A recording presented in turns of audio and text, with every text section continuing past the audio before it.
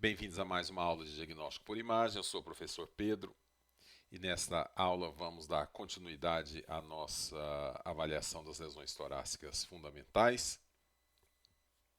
exemplificando através de casos clínicos. O primeiro caso é o da paciente PMF do sexo feminino, com tosse e febre há 2 dias, previamente ígida. Aqui temos as radiografias de frente e de perfil desta paciente.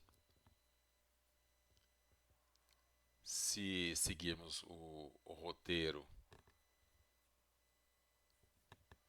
de avaliação que nós já definimos nas aulas prévias, vamos observar que essa paciente apresenta uma discreta rotação do tórax. Veja que a distância entre a extremidade da clavícula direita e os processos espinhosos é um pouquinho maior que a da extremidade da clavícula esquerda. Então a paciente tem uma pequena rotação, mas que não compromete a avaliação do exame. Nós podemos observar que a técnica está adequada. Veja, conseguimos observar que existe a coluna, mas não existe, ela não é bem definida na sua porção retrocardíaca, o que indica uma exposição adequada, e o grau de inspiração também é adequado para a avaliação do exame. Passando agora para a avaliação das diferentes estruturas, vamos observar primeiro as partes moles e o arcabouço ósseo torácico. Não existe nenhuma alteração importante nessas radiografias, nessas estruturas. Conseguimos confirmar a presença das sombras mamárias na radiografia de frente. Em seguida, passamos a observar a bolha gástrica, que está aqui, à esquerda da linha mediana, como deve ser. Os seios costofrênicos estão livres, as cúpulas frênicas apresentam aspectos normais tanto na incidência de frente quanto na de perfil. Veja aqui a cúpula frênica direita, estendendo-se da parte posterior até a parede anterior, e a cúpula frênica esquerda perdendo seu contorno no seu aspecto anterior devido ao contato com o coração, sinal da silhueta das estruturas de mesma densidade em contato. Nós vamos perder então os limites. Cúpula frênica direita discretamente mais elevada que a cúpula frênica esquerda, como deve ser usualmente. Passando então à avaliação do contorno do mediastino, nós podemos observar uma discreta proeminência do contorno direito no seu aspecto superior, que corresponde à veia cava superior. Esta maior evidência da veia cava provavelmente está relacionada à discreta rotação, que nós já citamos anteriormente. Os contornos cardíacos são bem delimitados, contorno do átrio direito, contorno do ventrículo esquerdo. Os hilos, a gente vê a confluência dos vasos, mas esses hilos não são bem definidos, como deve ser em condições normais. Em seguida, passamos a avaliação dos campos pulmonares. Então, vamos comparar a densidade de um pulmão com o outro. E nós podemos observar que na metade inferior do hemitórax direito nós temos um aumento de densidade que não está presente no hemitórax esquerdo. É importante para a definição da localização dessa alteração que nós façamos a correlação com a radiografia em perfil. Então, na radiografia em perfil, nós temos que buscar essa alteração. É claro, se a gente observa a altura na radiografia de frente e esse aumento de densidade está localizado na metade inferior, então é na metade inferior que nós também vamos procurar. E aí observamos o sinal do degradê. Então lembre-se que sobre a coluna vertebral a densidade tem que ir decrescendo progressivamente, então ela está mais alta aqui, vai descendo, de repente volta a aumentar nessa região. Isso não é anormal, então confirma a localização da nossa alteração na radiografia de frente. Está localizada aqui na projeção do lobo inferior esquerdo. Então, localização lobo inferior esquerdo. Então vamos fazer aquela avaliação para determinar qual a provável lesão torácica fundamental presente nessa alteração. Vamos começar então avaliando a localização. Então nós já definimos como a localização no lobo inferior do pulmão direito. Em seguida nós temos que definir a densidade. Nós também já falamos densidade de partes moles. Veja que a densidade é bastante semelhante a, por exemplo, a do coração ou aqui do fígado. Então, densidade de partes moles.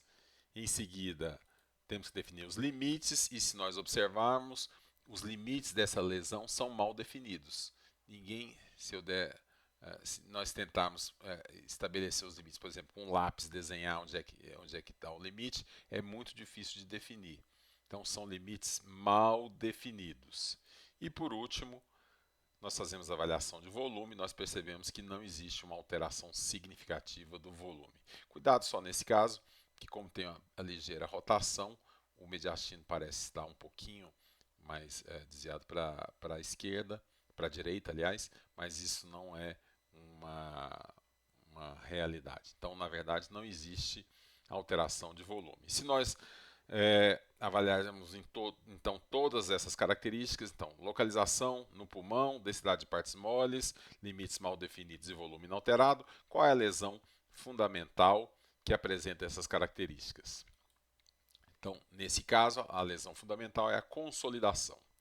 Do ponto de vista anatomopatológico, a consolidação representa o preenchimento dos alvéolos com substituição do ar dos espaços alveolares por um produto patológico qualquer, como, por exemplo, um exudato inflamatório, por exemplo, se tratar, no caso de uma pneumonia, que é provavelmente o diagnóstico desse caso que acabamos de ver. Pode ser também um transudato, no caso de edema pulmonar. Pode ser sangue, no caso de uma hemorragia alveolar, seja por trauma ou por qualquer outra causa.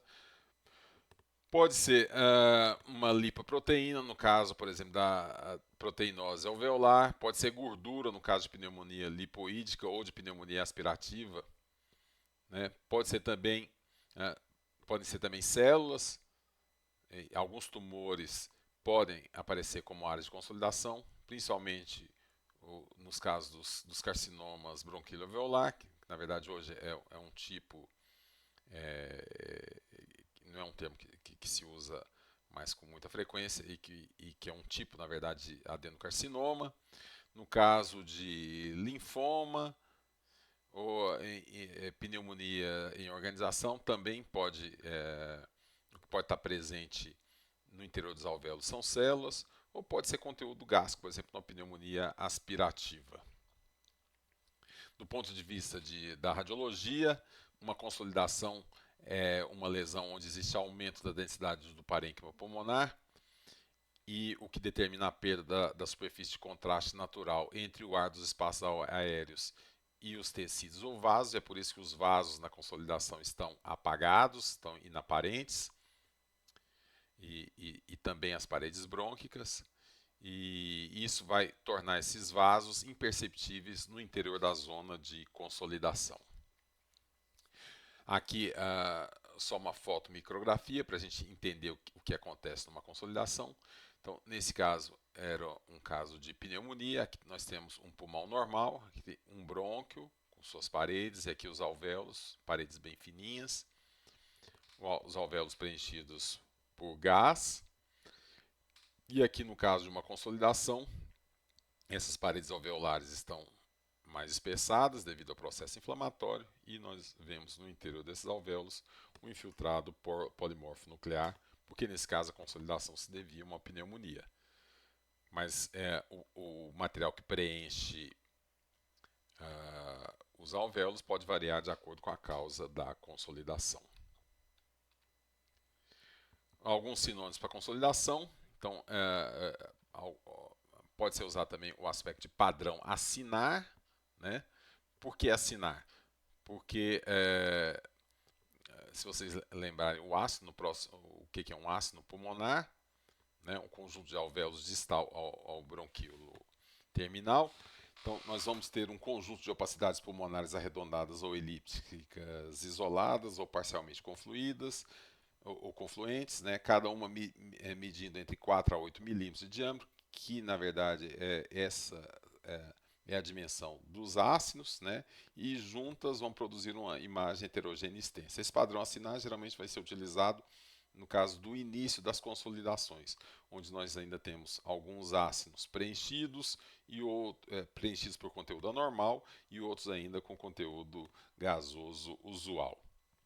Também pode ser utilizada, na verdade não é um sinônimo exato, mas opacidade é um termo radiológico que nós podemos utilizar para descrever uma imagem que apresenta maior densidade que as estruturas que a circundam ou se superpõem, por apresentar maior densidade.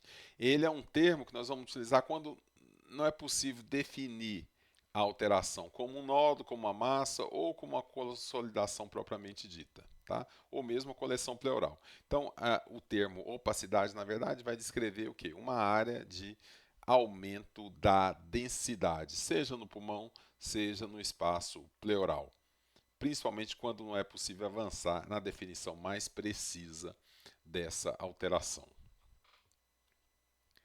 Aqui, como eu falei para vocês, só relembrando a anatomia, o que é um ácido. Então, nós temos aqui os brônquios, depois nós vamos ter os bronquíolos, um bronquíolo terminal, onde eu já vou ter alvéolos nas paredes desse bronquíolo, e por fim, no final do bronquíolo terminal, eu vou ter as imagens, os ácidos, né? Então, ácido é a parte do pulmão situada distalmente ao bronquíolo respiratório. Então, são esses conjuntos de alvéolos que vão ser chamados de ácidos, tá?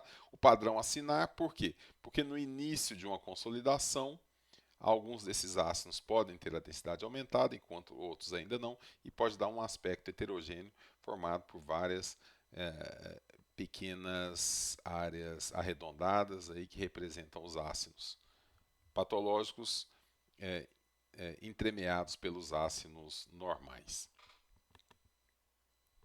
Então, esse é um padrão de uma consolidação. Também era um paciente que tinha uma pneumonia inicial, e o que nós observamos é isso. Aqui no lobo inferior direito, uma área de aumento da densidade, mal definida, né? Limites mal definidos, densidade de partes moles que não está alterando o volume. Então, isso caracteriza isso aqui como uma consolidação. E o que nós chamamos de padrão acinar é justamente esse aspecto heterogêneo. Veja que a gente tem algumas áreas mais arredondadas, né, confluentes, que são ácidos já preenchidos por conteúdo anormal, mas no meio desses ácidos eu ainda tenho algumas imagens de ácidos preenchidos por ar. Então, o que nós chamamos de padrão acinar nada mais é do que uma consolidação ainda em formação, onde ainda existem alvéolos com aspecto normal, entremeados por outros com conteúdo anormal. Então, aqui encerramos a primeira parte da nossa aula. Espero que vocês continuem para que possamos discutir as demais lesões pulmonares fundamentais.